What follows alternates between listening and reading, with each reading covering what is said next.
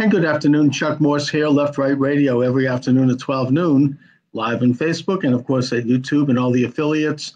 And we are joined by Heather Beaudoin. She's a coordinator for conservatives concerned about the death penalty. Their website is conservativesconcerned.org. Heather, thanks for joining me today. Thanks so much for having me, Chuck. It's great to be with you. Heather, let's get right to the issue here. You are, it seems, somewhat counterintuitive in that we generally think of conservatives as supportive of the death penalty. The organization opposes the death penalty. In a nutshell, why? Sure. Yeah, and there are more and more conservatives like me who are coming out and talking about the fact that the death penalty doesn't align with our conservative values. Many of us are fiscal conservatives, and so we have concerns about the exorbitant cost of the death penalty and what that does to our budgets. Often the cost of the death penalty falls at the county level, so we're concerned about that and sort of the return that we get on the money that's spent on those cases. Many of us believe in limited government, and so we are concerned about giving our error-prone government the power to decide who lives and who dies and to take the lives of U.S. citizens. Many of us are pro-life, and so we're concerned about the fact that innocent life is at risk because we know that innocent people are convicted and sentenced to death in our country. So for those reasons and lots of others, we think that the death penalty just isn't worth it anymore. Well, I mean, in a sense, the whole issue of controlling life and death, and I mean this only in the most broad terms, it tends to be a liberal cause, whether it be nationalized health care, which sets up Corey scores and decides which life is worth living and which person gets the proper health care based on their age and health and other factors, or whether it be abortion or euthanasia or assisted suicide or any of these other causes, which tend to be brought up by the left. And yet the death penalty is one of those issues that is embraced by conservatives and not by liberals. Why do you think that is? That's a great question, Chuck. I think, you're right. The left has sort of championed this issue for a long time. I think many of them come at it from a human rights perspective. To me, I believe I'm personally pro-life, and so I believe that life is sacred from conception to natural death. And so I think, some conservatives haven't necessarily made that connection yet. And I think the thing that I hear most often when I talk to folks who support the death penalty is that there are just some people who deserve to die, And certainly I can understand that, right? I mean, I'm a mom. I have two little girls, a 2-year-old and a 5-year-old. And I think this notion has even changed for me since I've become a mother. So I certainly recognize that if someone were to hurt my children, that sort of instinct that I would want to hurt them, I would want to pay for that. Right. And so I think that's certainly natural, and something would be wrong with me if I didn't feel that way. But I think when we sort of take the emotion away and we look at how the system actually functions and who ends up on death row and what it looks like, I think you're seeing conservatives come around and say, yeah, I still think that if you hurt my children, if you take a life, that you deserve to die. But the way that the system is functioning and all of the problems and the fact that we can't get it right, and we know that innocent people are convicted and sentenced to death, is there a better way where we're not taking away their lives? Well, I think the most compelling argument that you make is the possibility that an innocent person could be put to death, and that is something that happens. And I mean, you could put yourself in the shoes of somebody like that. Imagine the horror of knowing that you're going to be put to death for a crime that you didn't commit. To me, that is the most terrifying condition ever. I mean, you can't imagine anything worse than that.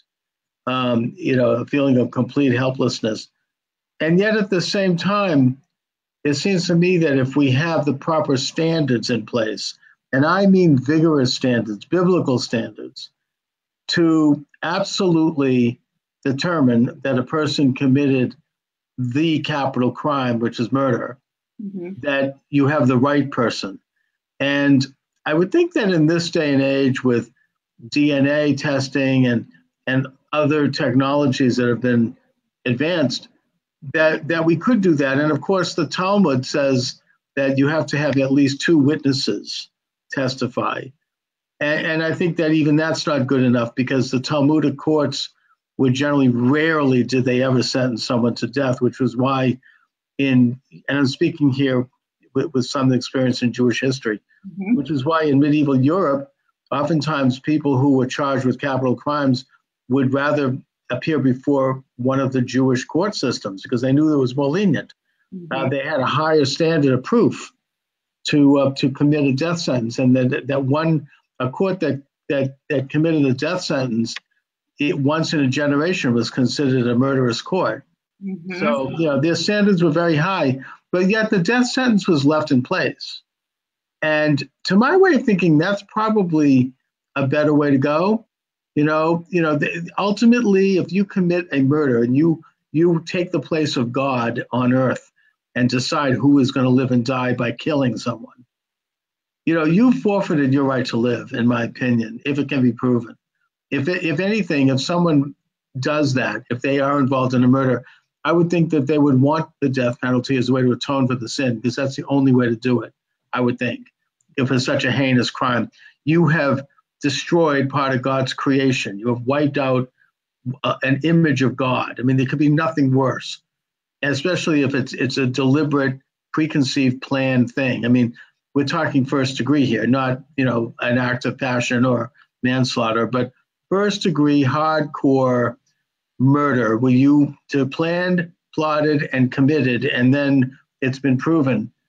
In a case like that, I think that you should have the death penalty at least there on the books, ultimately as an option. Yeah, and I think you make a lot of interesting points there, Chuck. And I think one thing that I have to remind myself often is that DNA evidence is only available in about 5 to 10% of homicide cases, which struck me when I started this work because that's amazing. Yeah, I watched CSI, and I think a murder case happens, there's DNA evidence, you are able to figure out exactly who did it, and the case is closed. And unfortunately, that's just so often not the case. There's not DNA evidence in the vast majority of these crimes that we're talking about. So they're not open and closed cases. And then even when there is DNA evidence, mistakes are still made because human beings are the ones who are dealing with that evidence. And so we've heard of lots of cases with labs where sometimes there are mistakes that are made by technicians, sometimes that's unintentional, other times there are cases of fraud that have happened in these DNA labs. I mean, that's horrifying to think that evidence could be changed by a person. And that happens. I mean, there's the case of Ray Crone, who's a death row exoneree from Arizona, where there was DNA evidence in his case. The judge ruled that they didn't need to test it because the jury found him guilty even without any physical evidence. And so a volunteer working at the crime lab decided to test that evidence one day, just voluntarily. They were an employee of the crime lab, but they voluntarily decided to test the DNA, and found that he, in fact, was, the DNA did not match him, and he was exonerated. And so you find cases, even when there's DNA, it's not a clear cut thing often. That's right. I mean, and I think those are points well taken. And I don't know if in that case there were witnesses, but there are such things as open and shut cases. Sure. I mean, we could take a look at the kid that just shot students at Parkland High School. Yep. In Parkland, Florida, or the guy that shot up the theater in Colorado, or we could go back to Columbine. These were cases where there were many dozens of witnesses. There certainly is DNA evidence. There's, it's what the law would call an open and shut case. It's not even a question of whether they did it. The question is whether or not they were sane and conscious when they did do it. And I would think that in a case like those, there should be a death carried out, a death penalty, and it should be done swiftly. Yeah, and I think about even the Boston bombing case, right? I think today is the anniversary, or yes, no, it's April, you're right. Yeah, April 15th, but that's right. 2013. So anyway, we're 5 years in a month from that, and I think about that case and how that was a pretty open and shut case in a lot of ways, right? We knew who was responsible for that, and yet you had victims' family members in that case. The parents of the 8-year-old boy who was killed, who spoke out and said, I think the title of the Boston Globe article was "To End the Anguish, Take the Death Penalty Off the Table," something along those lines, where That's something that I thought a lot about when I started this work is what does the death penalty do for victims' family members? Because certainly, they are going through a horrible situation and losing a loved one. And so what does the death penalty system do to them or for them? I mean, you would hope that it would bring some sort of closure or that it would make them feel a sense of justice. And in this work, I've come across many folks like the parents of the 8-year-old boy who spoke out in that piece that the death penalty system is actually harmful to victims' family members because it prolongs the pain and suffering that they go through. They're often promised a death sentence in the beginning, and often that's not what happens at the end. It's a different sentence, because of any number of things. And so many of them have said, man, if I had known what the death penalty system would have been like, I would have said, take it off the table, just as the victims' family members in the Boston bombing case did.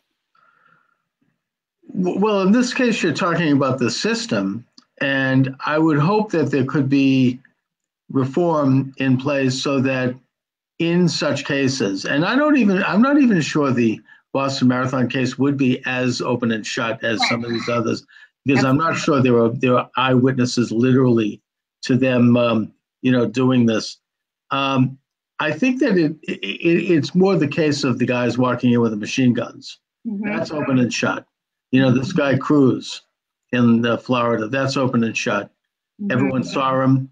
There were, there's every kind of evidence imaginable. He confessed. I would hope that could be a case where a death penalty could be carried out swiftly rather than put everybody through the pain. I mean, I think about, I don't know, this is history, but 1933, Giuseppe Zangara shot at President-elect Franklin Roosevelt, as he was getting off a boat in Florida, and he was with the mayor of Chicago, Anton Cermak, who was killed and was shot. And this was in public, and it was an open and shut case. He was tried, convicted, and executed within, I think it was 3 weeks. Mm-hmm. I mean, in a way, it was very swift justice. And, this was, I think, justice. He went ahead, he decided to do this. I think he was an anarchist. It doesn't matter why. The fact is that such an incredible violation of the social order as openly and brazenly committing a murder, that has to be, I think that has to be responded to like that, as not just as a deterrent, but I would even suggest, biblically speaking, and I'm saying this as a traditional Jew, that the Torah has a long list of death penalties. Now, the Jewish court, as we were talking about, they rarely would ever carry them out because they had such a high level of proof. But in cases where there is overwhelming proof, I would think that they have to be carried out because that's justice. Yeah, and I think, it's difficult because I've come to the conclusion that we can't have a system in place that only executes the folks that we're 100% sure about and not have folks like, Anthony Ray Hinton, as an example, who is a recent death row exoneree who spent 30 years on death row in Alabama. I don't think there's a way to have a system that we can only get the guilty ones where we're 100% sure, because it comes down to the fact that you have individual people who are deciding, who's going to, when a crime is committed, right, and a person is charged, it's an individual county prosecutor who makes the decision whether or not they're going to seek the death penalty. So you're putting a lot of power in the hands of that one person, and then obviously there's a jury involved, there's a judge involved, and so there are so many people involved, right, in this process that I've just come to the conclusion that, man, there just is no way that we can just get the ones who commit really heinous mass murders, which, by the way, that's problematic to me too, in terms of when sometimes I hear we only need the death penalty for the worst of the worst. And there is no worst of the worst when you're talking to a mother who's just lost their child to murder, right? I mean, right. I think every murder is heinous. And so there's no way for us to sort of, make a class of victims and say this one was worse than this when you're talking to a family member. But there just isn't, I've come to the conclusion that I don't see how there's a way where we can only get those who are guilty and not get those who are innocent who fall through the cracks, because so much of it also comes down to who can afford to pay for their own attorney. I mean, that has substantial effect on who receives a death sentence. It does. Problematic. Good point. No, I mean, you have people who railroaded out because, and we've seen this, and in fact, here in Boston, we had a case where these 4 men were in prison for life, and they on death row, and they were all exonerated. That was because they were framed by the FBI and by the, at the time, the district attorney, who happened to be a man by the name of Bob Mueller. But let's not go there. But that's a Boston story, okay? And you know, this is, you know, one of them, 2 of them died in prison. The other 2 got out, and they all got multi-million-dollar settlements, but it was a terrible miscarriage of justice by a corrupt law enforcement who knew they were innocent, but railroaded them anyway because they were protecting a source inside the FBI. Right. So yes, I mean, this can happen, and it's very, very bad. That happens more often than we would like to admit, unfortunately. So I think that augurs in your side here. My only comment on that is, again, it should have nothing to do with the person or their circumstance or the system. It should all come down to a very clearly defined and high level of proof. There has to be enormous standards without exception that have to be crossed before it could be considered or even brought up as a charge. There has to be, as I say, at least 2 witnesses. There has to be perhaps some photographic evidence. There has to be media evidence. There has to be DNA evidence. There has to be a lot of things that have to be absolutely examined and thoroughly vetted and looked at by a jury and everything else before it can be considered. But I'm not sure that it can be completely taken off the books. Now, Heather, talk to me a little bit in a practical sense about your organization, how you got, how it got started, where you are in terms. Are you lobbyists? I mean, are you public relations? What do you do? Yeah, so that's a great question. So I've actually been at this work, anti-death penalty work, since I graduated from college. So quite a while. I think I started working in Montana. I believe it was 2008. I think, and basically was working with, I'm conservative and evangelical, and I've had a little bit of experience working with law enforcement. And so I was brought on by the Montana Abolition Coalition to do outreach to those groups, because those are groups that are not traditionally against the death penalty, and to just build relationships and have some conversations. And I think it was an experiment at that point to say, can we build bridges? Can we find common ground? And of course we can. And that's why I love your work, Chuck, in terms of talking to folks on both sides of issues. And so I was working with a lot of Republicans and conservatives who were concerned about the death penalty and didn't feel like they had a space to talk about the reasons why, because as you said, sort of historically, this has been an issue that the left has championed. And so we came together. It was current and former Republican legislators and lobbyists and GOP party officials in this state. And we thought, let's build our own group here. And we just sort of created Conservatives Concerned About the Death Penalty in Montana, and never dreamed that we would be a national group with 11 state chapters. And so it's certainly grown since then. But we found that, yeah, there are reasons that conservatives can come to the table, and we can talk about this in terms of our values on our terms. And so now we've grown to a national group. I believe we launched at CPAC in, I think, 2013. And so we've been back to CPAC ever since, and just making the rounds all over the country, talking with conservative leaders about the issue. We're not lobbyists, but we definitely do a lot of education work and talking to, Republican leaders all over the country, and speaking to groups and tabling at conferences, doing media interviews, just to let folks know that there are conservatives. Jay Sekulow is one of our founding supporters, Richard Gregory. We have lots of folks, Ron Paul. Yeah, and so letting folks know that, every year at CPAC, people come up to our table and say, oh, I thought I was the only one. I'm so glad to see you. I thought I was the only conservative who had concerns about the death penalty. And we say, no, you're not alone. You're in good company. And so, we've seen a lot of great success. Well, talking to you today is I'm of many minds on the subject. I know I'm taking the position pro, but just not to be misunderstood. It's something that I think most of us struggle with. It's a complicated issue. Yes. And then you present the opposition very well. How have you done in terms of legislative successes, and who have you brought around? And is there any? Can you give me a sense of roadmap on that? Yeah, certainly. So we have 11 state groups that are functioning, conservative groups on the ground in different states, which is very exciting. Many of them are in red states.